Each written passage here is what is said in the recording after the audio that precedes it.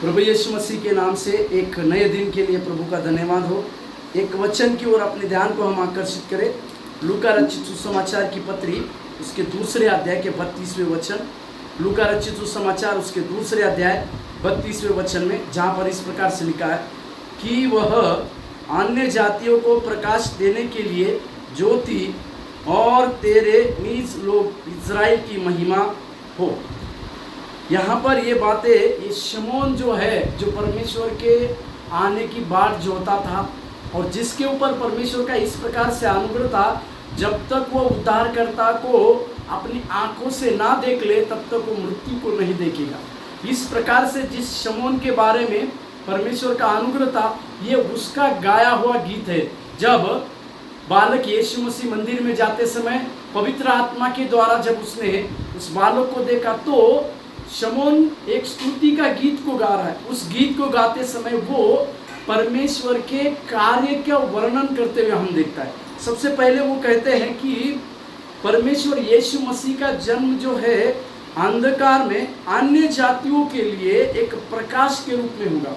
मेरे प्यारो, यीशु मसीह के द्वारा ही अन्य जातियों ने अन्य जातियों के पास एक बहुत बड़े उद्धार का द्वार को खोला हुआ हम देखते हैं।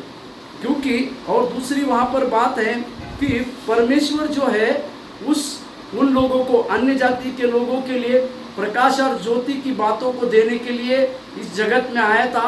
और दूसरी अहम बात वो इस प्रकार से कहता है, उसके निज लोग यानी इज़राइल लोगों के लिए परमेश्वर अपनी महिमा की बातों को प्रकट करने वाला था। उस यीशु मसीह के द्वारा इज़राइल लोगों के जीवन में एक महिमा की बातें प्रकट होने वाली थी।